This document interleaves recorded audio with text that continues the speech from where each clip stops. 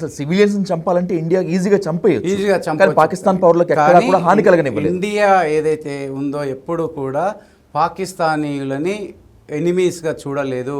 వాళ్ళు కూడా మన వాళ్ళే, ఒకప్పుడు అఖండ భారత్లో ఉన్న వాళ్ళే, వాళ్ళు కూడా మన వాళ్ళు అనే ఒక బిలాంగింగ్నెస్ ఉంది కనుకనే వాళ్ళ మీద ఇంత సింపతి ఎంపతి చూపించటం జరుగుతుంది.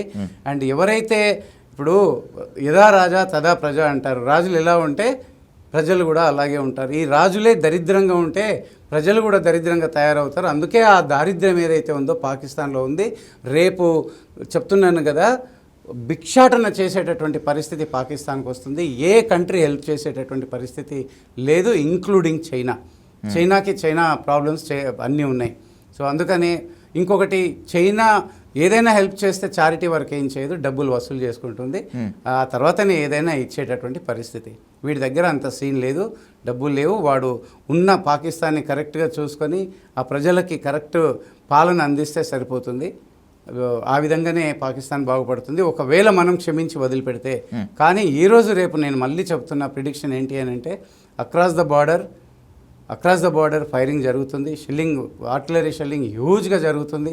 సివిలియన్స్కి డ్యామేజ్ అవుతుంది, సివిలియన్స్ చనిపోతున్నారు, పిల్లలు చనిపోతున్నారు, అక్కడ ఉండేటటువంటి వెహికల్స్ డ్యామేజ్ అవుతున్నాయి, హౌజెస్ డ్యామేజ్ అవుతున్నాయి, అగ్రికల్చర్ ఫీల్డ్స్ డ్యామేజ్ అవుతున్నాయి. వీటన్నింటికి ప్రతీకారంగా ఈరోజు రేపో మనం పిఓకేని ఆక్యుపై చేసుకోబోతున్నాము. అది మీరు రాసి పెట్టుకోండి. మీరు ఈరోజు నేను ఇంటర్వ్యూ ఛానల్లో చెప్తున్నా, 1 or 2 days ఈరోజు బార్డర్లో కంప్లీట్గా మిజైల్ సిస్టమ్ అంతా మారిపోతుంది. ఆర్టిలరీ గన్ ఏదైతే మనం వాడుతున్నామో అవన్నీ కూడా మారిపోతాయి. డిఫరెంట్ కైండ్ ఆఫ్ రేంజ్లోకి వెళ్ళిపోతారు. ఆ తర్వాత మన వాళ్ళు ఇన్ని రోజులు 2 రోజులు ఈ రెండు టార్గెట్స్ని అంటే మిలిటరీ ఎస్టాబ్లిష్మెంట్స్ని కానీ అట్లాగే టెర్రరిస్ట్ ఎస్టాబ్లిష్మెంట్ కానీ మనం ప్రిసైజ్గా కొట్టాము. కానీ ఇప్పుడు మనము ధల్ సేనా అంటాం కదా, ఆర్మీ యాక్ట్ చేస్తుంది. ఆ 2 ఫోర్సులతో, ఆర్మీ, నేవీ, ఆర్మీ, ఎయిర్ ఫోర్స్తో ముందుకు వెళ్తుంది. పిఓకేని తీసుకుంటుంది, పాకిస్తాన్కి బుద్ధి చెప్తుంది.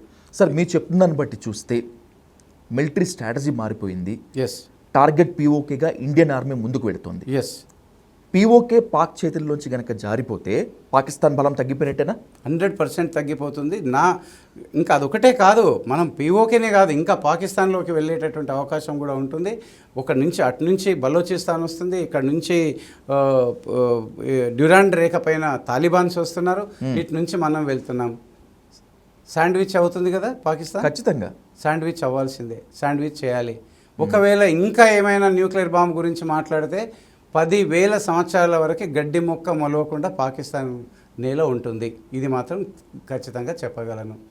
ఇక ఓవరాల్గా మనం అర్థం చేసుకున్నది ఏంటి అని అంటే, వాడు ఈవినింగ్ 8 గంటల నుండి ఉదయం 8 గంటల వరకు ఏం పోరాటం అంటారు దాన్ని, విరోచితంగా పోరాడు. ఏం చేశాడు? గడ్డిని కూడా బీకలేదు. ఇండియాలో గడ్డిని కూడా బీకలేదు.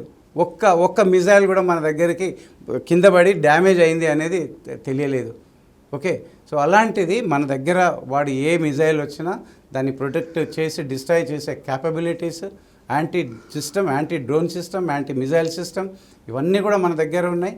అండ్ స్పెషల్లీ మనం ఇంకా మన దగ్గర డిఆర్డిఓ ఇండిజినియస్గా మనం తయారు చేసినటువంటి మిజైల్స్ ఏవైతే ఉన్నాయో, క్రూజ్ మిజైల్స్ ఉన్నాయో, బ్యాలిస్టిక్ మిజైల్స్ ఉన్నాయో ఇంకా మనం వాడలేదు విజయ్ గారు. మనం ఈసారి వాడి చూద్దాం, ట్రయల్ చేద్దాం. అండ్ ఇంకొకటి, ఈ ట్రయల్ పాకిస్తాన్ కోసం కాదు, చుట్టుపక్కల ఉన్న కంట్రీస్ చూడాలి, ప్రపంచం చూడాలి భారత్ ఏంటి అనేది. మనం ఎలాగో ఎవరి మీద చెయ్యము, చేసినప్పుడు వాళ్ళకి చూపించాల్సినటువంటి అవసరం ఉంది. ప్రపంచంలో అత్యంత శాంతితో దేశం అంటే ఇండియానే. సో అమెరికా, రష్యాకి మధ్యలోనే ఇండియా దూతగా వెళ్తుంది. ఆ రోజు నుంచి ఈ రోజు వరకు ఇందిరాగాంధీ ఉన్నా, జవహర్లాల్ నెహ్రూ ఉన్నా, రాజీవ్ గాంధీ గారు ఉన్నా, లేకపోతే పివి నరసింహారావు గారు ఉన్నా, మన్మోహన్ సింగ్ గారు ఉన్నా, మోడీ గారు ఉన్నా, వాజ్పేయి గారు ఉన్నా, ఎవరున్నా కూడా మనము ప్రపంచంలోనే శాంతి దూతలము. అలాంటి శాంతి దూతలతో పెట్టుకుంటే ఏమవుతుంది అనేది మనం ఈరోజు ప్రపంచానికి చెప్పాల్సినటువంటి అవసరం ఉంది. స్పెషల్లీ డెవలప్డ్ కంట్రీస్కి చెప్పాల్సినటువంటి అవసరం ఉంది. ఈరోజు 160+ కంట్రీస్ మన ఎంబడి ఉన్నాయి. గుడ్ జాబ్ అని చప్పట్లు కొడుతున్నటువంటి పరిస్థితి. అండ్ అలాంటి పరిస్థితుల్లో ఏదైతే పాకిస్తాన్ కొన్ని కంట్రీస్, ముస్లిం కంట్రీస్ సపోర్ట్ చేస్తాయని అనుకుంటున్నారో వాళ్ళు కూడా వెనక్కి వెళ్తున్నారు. ఎవరు సపోర్ట్ చేసే ప్రయత్నం ఇది చేయట్లేదు. కేవలం టర్కీ మాత్రమే ఏదో కొంత హెల్ప్ చేసే ప్రయత్నం చేస్తున్నారు. బహుశా నైట్ టుర్కీ యొక్క ఏది షిప్ను కూడా కొట్టి ఉంటారు అనేది నాకు ఐడియా. బహుశా ప్రెస్ రిపోర్ట్లో ఏం రిపోర్ట్ ఇచ్చారు అనేది మనం తెలుసుకుంటే మనకు అర్థమవుతుంది. అదే కాకుండా టుర్కీ డ్రోన్స్లో కొంచెం ఎక్స్పర్ట్స్, డ్రోన్స్ని సప్లై చేసే అవకాశం ఉంటుంది. వాడు డ్రోన్స్ ఇచ్చినా, మిజైల్ ఇచ్చినా ఇప్పుడు పాకిస్తాన్ ఏం చేస్తుంది మనకు అర్థమైపోయింది కదా. సో అదేవిధంగా ఇంకా మనం కొన్ని యాంటీ మిజైల్ సిస్టమ్ని ఇంకా యాక్టివేట్ చేయలేదు. ఇంకా యాక్టివేట్ చేయలేదు. DRDO నిర్మించినటువంటి కొన్ని యాంటీ మిజైల్ సిస్టమ్స్ ఉన్నాయి, వాటిని ఇంకా మనం వాడట్లేదు. మన దగ్గర ఉండేటటువంటి బ్రహ్మోస్, పినాక, త్రిశూల్ ఇట్లాంటివి అనేకమైనటువంటి డిఫరెంట్ వార్ హెడ్స్ అనమాట, different including nuclear war heads మన దగ్గర ఉన్నాయి. సో వాటిని కూడా మనం పాకిస్తాన్తోనే ట్రయల్ చేయాల్సినటువంటి అవసరం ఉంది. న్యూక్లియర్ వాడకపోయినా న్యూక్లియర్ అంటే వాడేటటువంటి ఎక్స్ప్లోజివ్ యొక్క ఎఫెక్ట్ మనకు అర్థమైతే న్యూక్లియర్ ఎఫెక్ట్ని క్యాలిక్యులేషన్ చేసుకునే అవకాశం ఉంటుంది. సో ఏది ఏమైనప్పటికీ కూడా పాకిస్తాన్ నార్మల్ మిజైలే మన పైన వేయినప్పుడు న్యూక్లియర్ మిజైల్ వేస్తుంది అని మాత్రం చెప్పడానికి వీల్లేదు. ఒకటి నేను గత 10 రోజులుగా చెప్తున్నాను, S-400 అని చెబుతున్నప్పుడు ఎవరికి అర్థం కాలేదు. ఈ ప్రపంచానికి,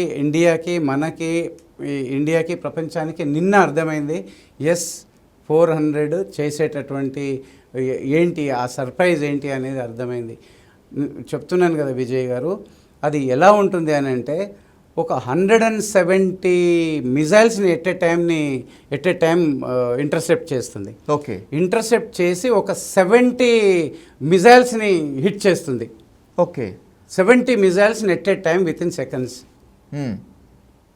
సో ఎక్కడి నుంచి ఎవరు 170 మిజైల్స్ ఎట్ ఏ టైం విధించే సీను పాకిస్తాన్కు ఉందా, చైనాకు ఉందా? లేదు.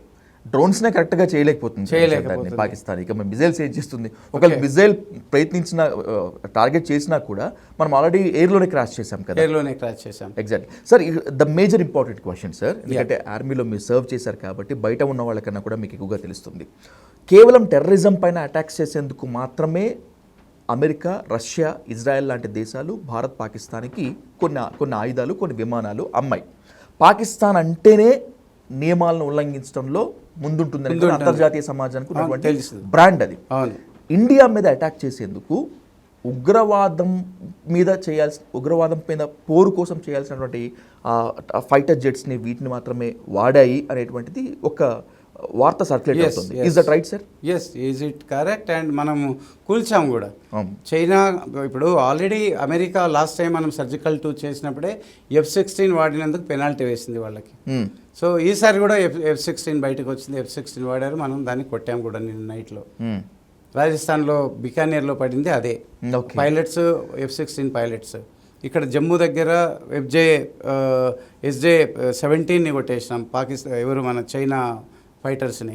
సో వాళ్ళ దగ్గర ఉండే ఏదైతే ఇన్వెంటరీ ఉందో, ఏదో కొన్ని 10-20 నంబర్స్ ఉంటే ఆ నంబర్స్ దాంట్లో 50% ఆఫ్ రోడ్లో ఉన్నాయి. మళ్ళీ దాంట్లో వర్కింగ్ ఉంటే, మళ్ళీ కమ్యూనికేషన్ రడార్కి కనిపించకుండా జస్ట్ రన్ అయ్యేటటువంటి ఫైటర్స్ కొన్ని ఉంటే, పనిచేసే ఫైటర్స్ ఏవో కొన్ని 10-20%, 25% ఉంటే మనం రెడీగా ఉన్నాం వాటిని కొట్టడానికి. ఇంకా పాకిస్తాన్ ఎటు వెళ్ళాలి? సో అందుకని ఈ మోకాళ్ళు కింద పెట్టి నేను మీ POK ఇచ్చేస్తాను, నెంబర్ 1. నెంబర్ 2, నేను టెర్రరిజం స్పాన్సర్ చేయను, నేను ఇండియాతో కలిసి పనిచేస్తాను, ఇండియాతో కలిసి ఎకనామిక్ గ్రోత్కి పనిచేస్తాను, రీజనల్ పీస్కి పనిచేస్తాను.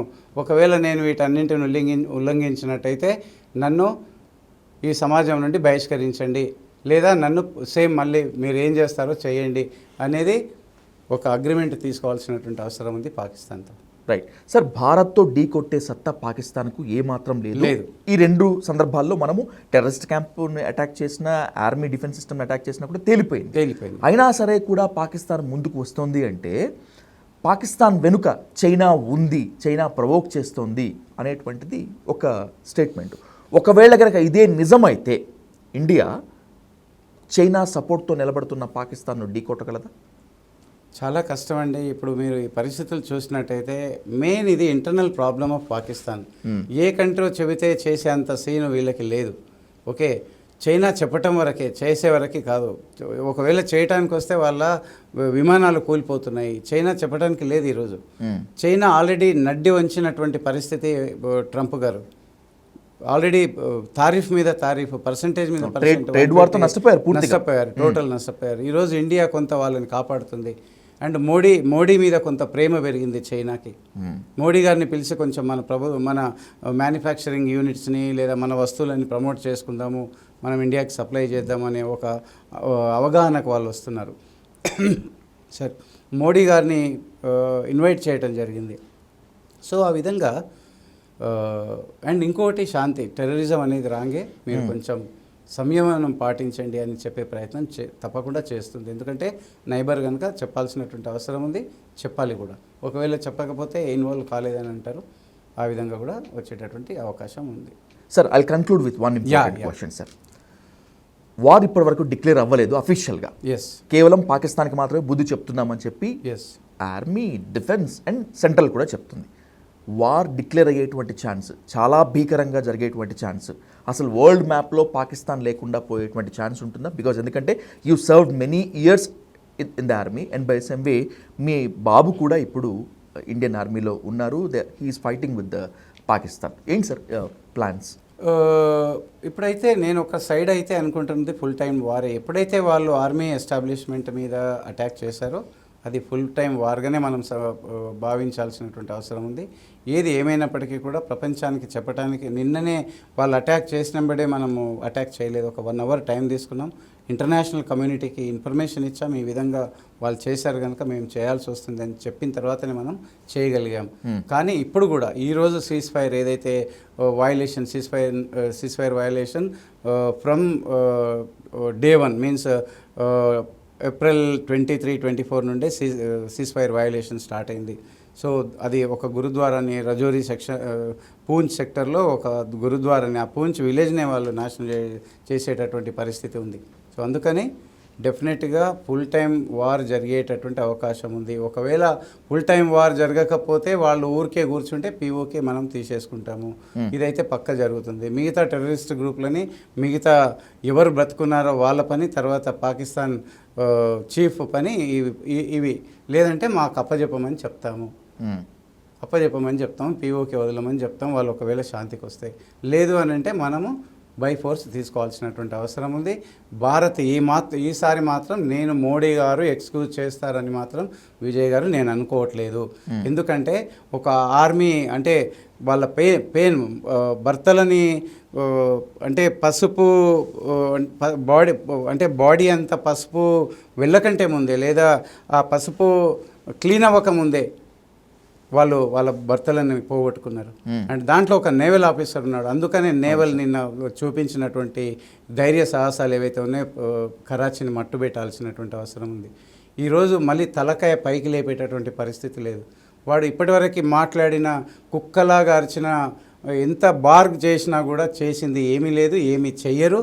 అండ్ దట్టు మీరు చిన్న మిజైల్ వేయనోడు రేపు న్యూక్లియర్ వెపన్ వేస్తాడని మాత్రం మనం అనుకోవటం తప్పు. అండ్ వాడు నిన్నటి వరకే అయిపోయింది, వాడిది ఏమీ లేదు. అండ్ నిన్ననే మీరు అన్నట్టుగా వాళ్ళ ప్రధానమంత్రి అండర్గ్రౌండ్కి తీసుకెళ్ళటం మనం లైవ్గా చూసినటువంటి పరిస్థితి అది. సో డెఫినెట్గా పాకిస్తాన్కి మనం బుద్ధి చెప్పాల్సిందే. తరతరాలు మళ్ళీ మేము తప్పు చెయ్యము, తప్పు చేస్తే ఇండియా ఇలాంటి పనిష్మెంట్ ఇస్తుంది అని వాళ్ళ జనరేషన్కి చెప్పాల్సిందే. Right sir. ఎందుకంటే అంతర్జాతీయ సమాజము శాంతి అని చెప్తున్నప్పటికీ భారత్ ఆ నియమ నిబంధనలు పాటించింది, పాకిస్తాన్ మాత్రం అదే పనిగా తప్పుతూ వచ్చింది. కానీ ఈసారి మాత్రం ఇండియా ఖచ్చితంగా రిటాలియేట్ చేస్తోంది అని నిన్న జరిగినటువంటి దాడులు, ఈరోజు మార్నింగ్ మొత్తం అంతా కూడా ఉంది. అండ్ ఇప్పుడు జరగబోయే దాడులు కూడా మీకు చెప్తాయి. ఎగ్జాక్ట్లీ సార్, మీరు ఒక ఇంపార్టెంట్ అండ్ వ్యాలిడ్ ఇన్ఫర్మేషన్ ఇచ్చారు. జరగబోయేటువంటి దాడులు అండ్ బై పీఓకే స్వాధీనం అది జరగాలని, భారత్ పాకిస్తాన్ మధ్య ఉన్నటువంటి ఉద్రిక్తలు పూర్తిగా సమసిపోవాలని, అన్నింటికీ మించి ఇతర దేశాలకు కూడా భారత్ ఎంత ధీటైన శక్తిగా నిలబడుతుందో చూడాలని మీ మాటలు నిజం కావాలని మనస్ఫూర్తిగా కోరుకుంటూ thanks for giving me wonderful. Thank you Vijay గారు, థ్యాంక్ యూ. అండ్ మీకు, మీ ప్రేక్షకులకు మరొకసారి థ్యాంక్స్ సార్.